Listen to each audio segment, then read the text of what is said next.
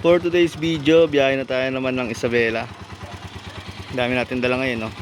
Siyempre, pa-full tank muna ako. Tapos, ito pa rin yung camera natin. So, let's go. Alas 9 na ng umaga ngayon. Lagyan tayo ng cellphone holder dito para makikita natin yung oras habang nasa biyahe. Pa-full tank muna tayo. Yan po, okay na po yun. Thank you po. So ang ating odo ngayon, ang base natin ay 27,881 kilometers. Yun ang ating zero. Gusto ko sana magpa-full tank ako ulit sa sa Isabela pero baka mabitin ako, hindi ko kasi Ito pero nasa 9 liters naman tong tank eh. Nasa 9 liters. Pero makikita natin mamaya yan.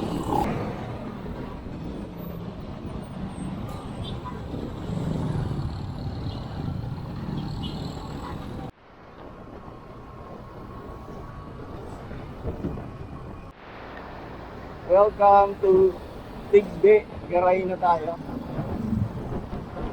Ang huli ng SJDM at North sa Garay.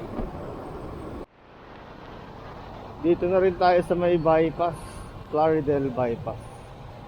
10:17 AM. So lumagpas ng isang oras kasi dati less than 1 hour ko to binabiyahe mula sa bahay eh. Ngayon lagpas ang oras. Sobrang traffic kasi. Dami na rin kasabay na truck. At least dito makatakbo na tayo ng maayos.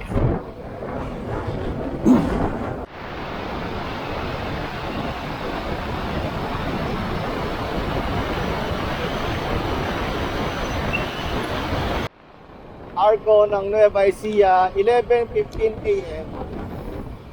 So 2 hours na tayong bumiyahe. Dito tayo sa Gapan City. Mabuhay, Gapan City.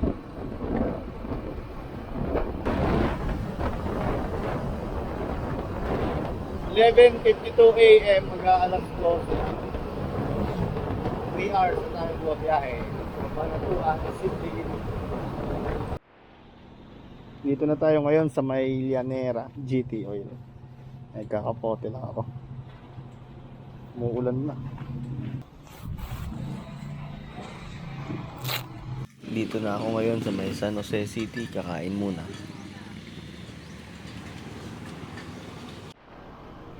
Dito na ako nakapag-video ulit kasi umuulan kanina. Nakakapote na rin ako.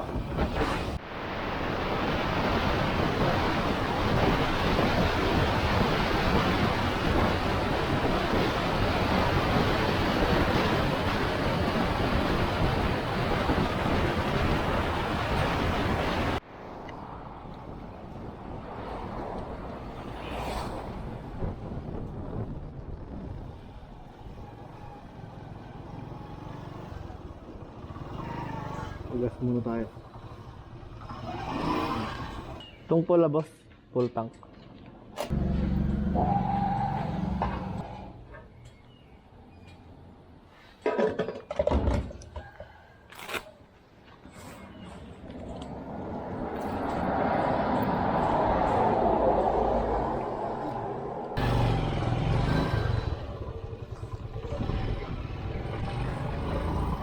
Naka 4.8 liters na agad mula Luzon sa San Del Monte, Bulacan.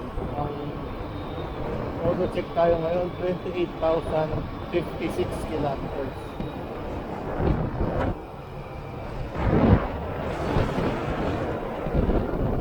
Buti na lang may nadaanan tayong motor shop dito sa may bandang Karanglan. Puro paakyat na kasi dito. Ayaw na kasi umahon yung motor ko kaya ipapagawa ko muna dito. Wala, galing na sa mekaniko rin. Tapos ganun pa rin eh. Hindi pagka pahon, humihina yung hatak niya. So, sabi nung mekaniko, iba battery operated yung CDI. Di pumayag na ako. Tapos, pinalitan ng spark plug, nilinis yung carb. Pero kung makikita nyo, tingnan nyo to. Ayun, paahon. Nakasagad na ako ng pihit. Ayaw niyang umahon. Tapos pag binawasan ko, parang gumaganon-ganon yung under niya. Ayun, Parang basta gumaganon-ganon. Parang nanginginig na kumakadyot. Ano kaya problema nito? Nasa Karanglan pa lang ako nung oras na. 4 na yata. Sa Bela pa ako. Mukhang gagabihin na ako. Noong dinaan ko sa mekaniko dyan sa Karanglan. Hindi niya sabi, una carb, ayun, hindi na ako makahon. Hindi na, umihina na yung hatak niya, tapos parang nanginginig na kumakadyo. So ang sabi carb, tapos nilinis yung carb. Ganun pa rin, tinest drive, ganun pa rin. Ang sabi, umihina na yung kuryente. Pag malamig, malakas ang kuryente, pero pag luminis na, humihina. Hindi sabi na, sige ka ang gagawin. The battery operated na. Tapos ito, battery operated na ngayon. Sabi naman, kasi ganun pa rin tinest drive, ganun pa rin. Baka singaw na daw barbula, kaya medyo maano daw yun, matagal yun, kasi makina, hapon na. Hindi na ako makaabante sa 26 o 27 kph na lang Tercera. Pero nakasagad na yung kamay ko dyan hindi na makaahon. Ano nangyari? Okay naman to kasi nung galing Isabela, inuwi ko pa to Hindi ko lang ano nangyari. Hindi naman din masyadong nagagamit sa Bulacan to. Pero pag doon ko lang naman siya ginagamit, hindi ko naramdaman to kasi ngayon lang ulit na long drive Hindi siya ganito. Napaahon tayo. Hindi na tumaas yung speed ko. Hindi ko na lang binibitawan yung silinador kahit mabagal kasi nakabama, hindi na umandar. Umuulan pa naman. Mabibitin to, magsisigunda ako. Hindi makaahon. Sigunda ako lalong bumagal. Kumakadyok-adyot siya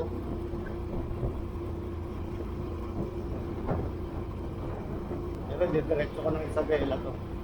Kasi dati mga ginagamit ko pang vlog, mukha talaga ako brand new. Ngayon ko lang tinesting na nag second hand. Kaso ganito pala, aberya. Malaking abala pala.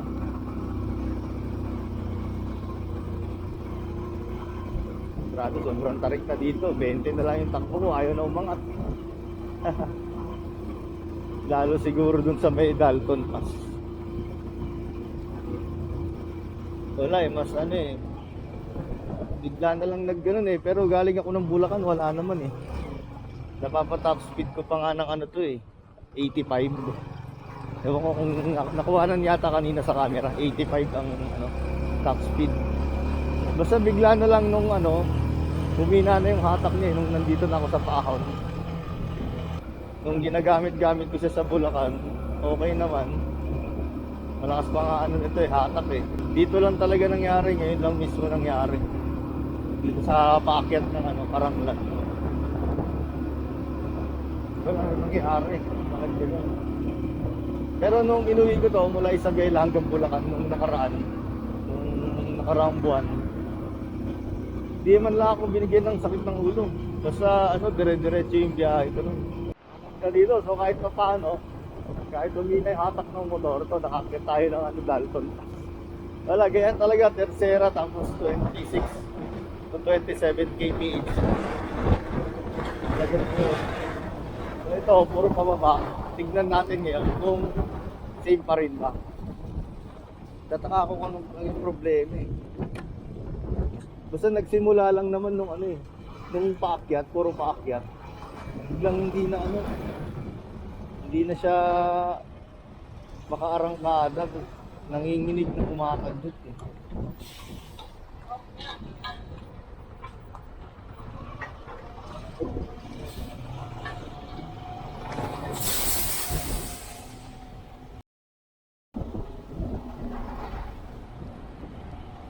Tingnan natin pag dun sa puro pababa. Medyo traffic dito Bakit kaya?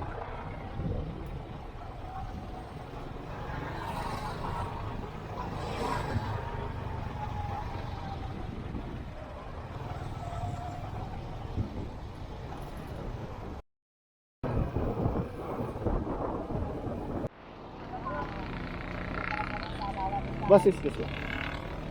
Thank you. Op, op, op, op. Marami lang po.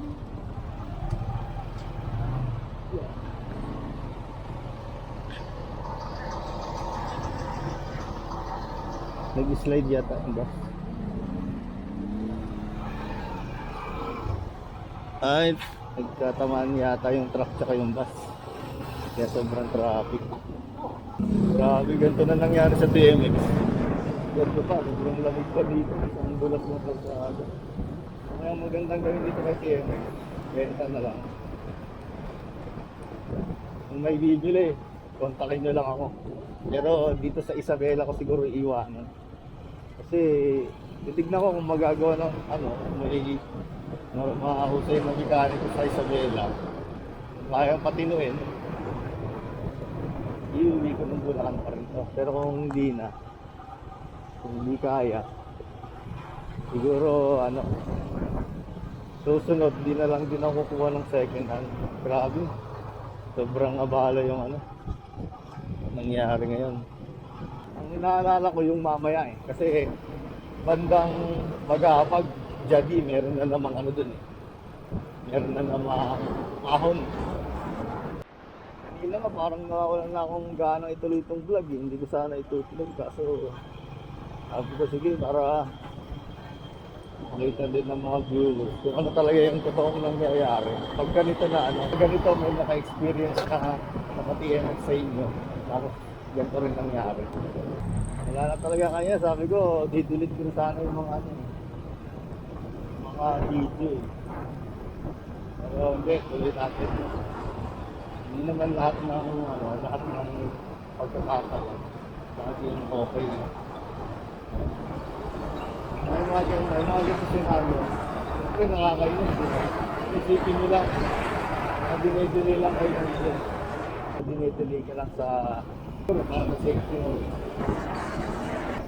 Isang talong bundok dito sa may Maritaw, sa may CCTV. Ganda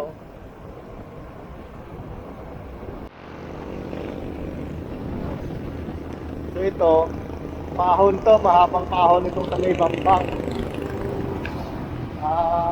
Medyo ganun pa rin. Parang gumaganon siya pag pahon Parang nabibitin na kukulangan ng lakas. Maintindihan. Pero pag palusong naman, sa katatan, hindi naman. Pag pahon lang talaga. Ito, pagmamanakan to, ayan, wala Hindi ko na nararamdaman.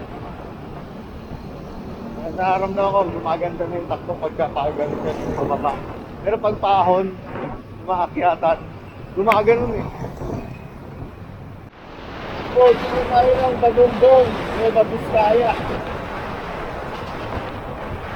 Pero, ngayon naman, gumaganda na yung takbo. 60 na, magsa-70 yan kanina. Pero naalalayan ko lang doon. Sa katag, saka palusong.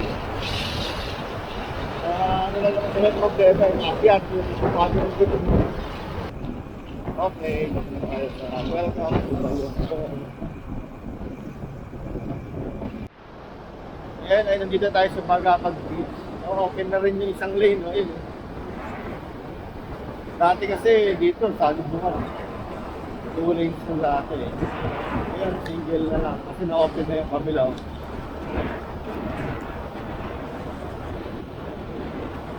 Nalaman natin kung susumpong ito ba o hindi na. Sana hindi na. Nakita ko nga pala yung headlight bulb, yung LED bulb na binili natin sa TikTok. Pagka-hinay-din mo siya, lawak mo. Ang layo ng sakop niya. Madilim yung jeep pero may mga ilaw-ilaw lang siya pala. Pero pag hinay-din mo, ayun, ilaw. So ito, yan, nararamdaman ko lang naman siya kasi medyo matarik na yung ahon.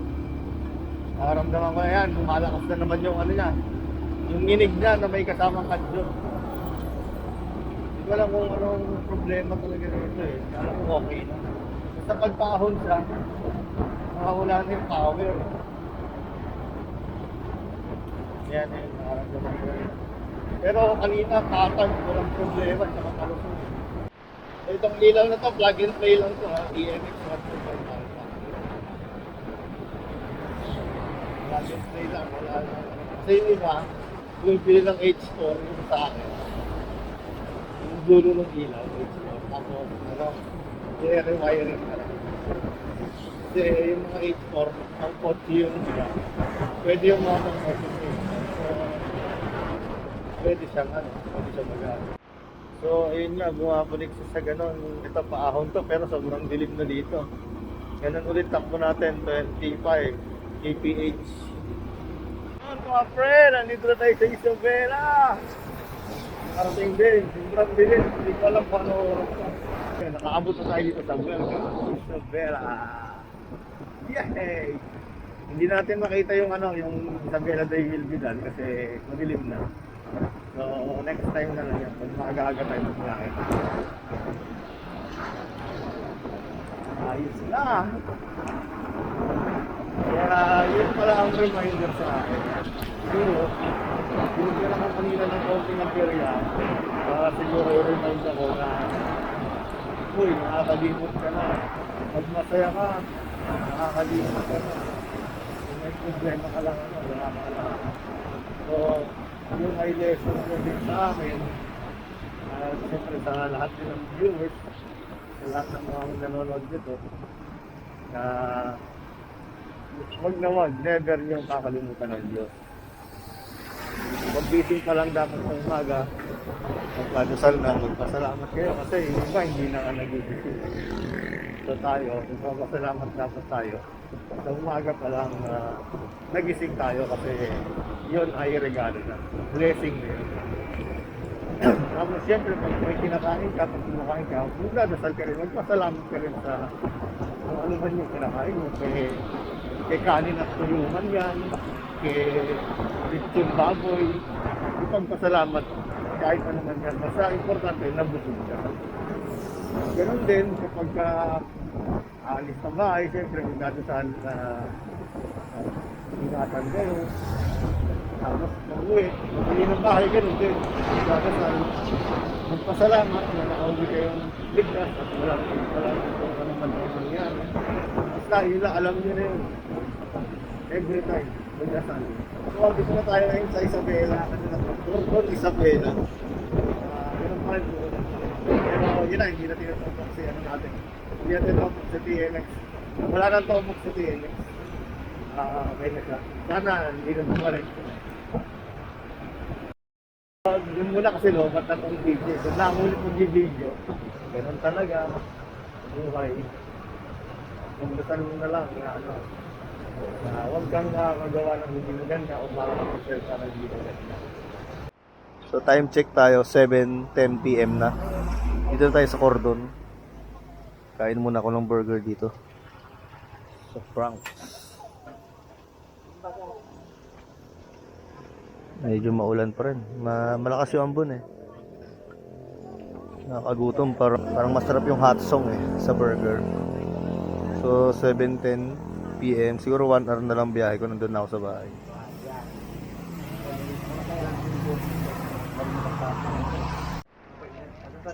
Hot song oh. Hot song.